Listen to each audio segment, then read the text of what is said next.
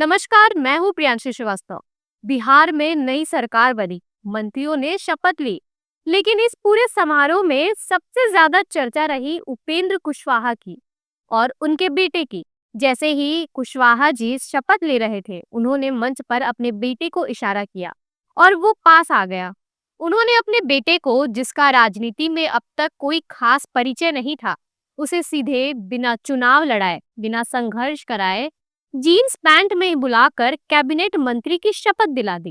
राजनीति के गलियारों में इसे तुरंत बेटे की लॉन्चिंग और परिवारवाद की शुरुआत मान लिया गया।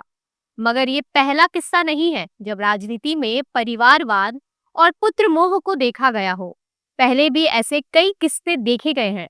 आइए ऐसे ही कुछ राजनीतिक परिवारवाद के बात करते हैं, जहां वंशवाद योग्यता पर हावी हो जाता है। लालू प्रसाद यादव का परिवारवाद। परिवारवाद की जब भी बात होती है, तो सबसे पहले बिहार के सबसे बड़े किस्से पर नजर डालनी जरूरी है, यानी कि लालू प्रसाद यादव का परिवारवाद। लालू जी ने 1997 में जब पहली बार चारा घोटाले में जेल जाना पड़ा, तब उन्होंने राबड़ी देवी को मुख्यमंत्री बनाया। ये सिर्फ परिवारवाद नहीं था, ये सत्ता को घर में सुरक्षित रखने की सबसे बड़ी पहल थी। राबड़ी देवी के मुख्यमंत्री बनने की राजनीति ने ये साबित कर दिया कि नेताओं के लिए कुर्सी उनके घर की संपत्ति होती है, जिसपे वह किसी भी रिश्तेदार को किसी भी पद पर बैठा सकते हैं। आज उनके बेटे तेजस्वी यादव बिहार में सबसे बड़े नेता हैं और तेज प्रताप यादव भी विधायक है। लालू परिवार के सियासत में आज भी ये तय है कि नेतृत्व परिवार के पास ही होगा, भले ही उनके पास कितना भी लंबा अनुभव क्यों ना हो। वहीं उत्तर प्रदेश का परिवारवाद, जो कि मुलायम से अखिलेश तक है। बिहार के बगल में उत्तर प्रदेश में भी यही कहानी दोहराई गई। मुलायम सिंह यादव ने अपनी पार्टी समाजवादी पार्टी को हमेशा यादव परिवार के इर्द गिर्द ही रखा। उनके भतीजे, बेटे, बहू और भाई सब अहम पदों पर रहे। लेकिन सबसे बड़ा उदाहरण है अखिलेश यादव का सत्ता संभालना। अखिलेश को उनके पिता ने मुख्यमंत्री बनाया और बाद में उन्होंने पार्टी की कमान संभाली। ये दिखाता है कि समाजवाद का नारा देने वाली पार्टी भी परिवार से अछूत नहीं है। आज अखिलेश उत्तर प्रदेश के सबसे बड़े नेता हैं और यूपी में बीजेपी की सबसे बड़ी विपक्षी पार्टी का नेतृत्व करते हैं। वहीं अगर हम राष्ट्रीय स्तर पर देखें तो परिवारवाद की नींव बहुत पुरानी है। कांग्रेस पार्टी को हमेशा नेहरू गांधी परिवार के इर्द गिर्द सिमटा हुआ देखा गया है। जवाहरलाल नेहरू से लेकर इंदिरा गांधी, राजीव गांधी और अब राहुल गांधी तक ये एक ऐसा किस्सा है जो दशकों से चल रहा है। यहाँ तक कि सोनिया गांधी, प्रियंका गांधी भी आज इस पार्टी का बड़ा नाम है।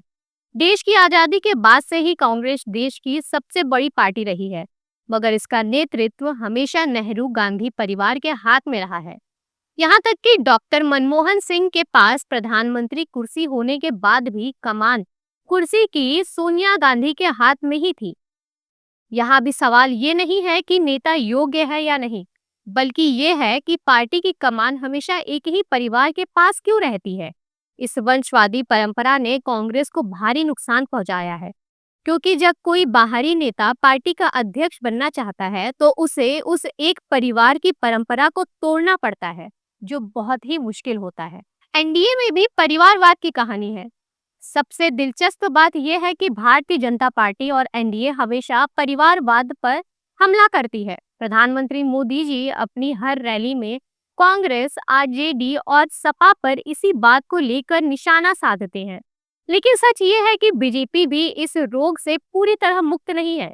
पार्टी के कई बड़े नेताओं जैसे राजनाथ सिंह के बेटे या कई मुख्यमंत्रियों के रिश्तेदार भी अहम पदों पर हैं या टिकट पाकर विधानसभा सांसद हैं।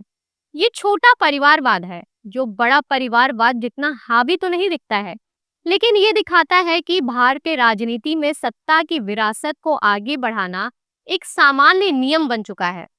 हाल ही में हुआ उपेंद्र सिंह कुशवाहा और उनके बेटे का किस्सा इस बात की ओर और हवा देता है। उपेंद्र कुशवाहा जी की घटना इसी छिपी हुई सच्चाई को एक बार फिर सतह पर ले आई है, मगर इन सब में ये अनदेखा नहीं किया जा सकता है कि ये परिवारवाद योग्यता को मार देता है। जब नेता का बेटा या बेटी बिना किसी खास संघर्ष के सिर्फ रिश्तेदारी के दम पर सबसे बड़े पद पर बैठ जाते हैं, तो लाखों कार्यकर्ताओं का मनोबल टूट जाता है, जो सालों से पार्टी के लिए खून पसीना बहा रहे हैं। परिवारवाद लोकतंत्र को कमजोर करता है, क्योंकि ये जनता के सामने विकल्प को सीमित कर देता है। जब तक भारतीय राजनीति के प्रमुख दल पारदर्शिता और योग्यता को परिवार से ऊपर नहीं रखेंगे, तब तक हर शपथ समारोह में हमें उपेंद्र कुशवाहा जैसे नेताओं को अपने बेटों को मंच पर बुलाने का किस्सा देखने को मिलता रहेगा। ऐसी ही बड़ी मुद्दों पर बात करने के लिए बने रहिए हमारे साथ। तब तक के लिए धन्यवाद। श्रेष्ठ भारत पर खबरों से जुड़े रहने के लिए चैनल को सब्सक्राइब और लाइक करें, बेल आइकन दबाएं और देखते रहें श्रेष्ठ भारत।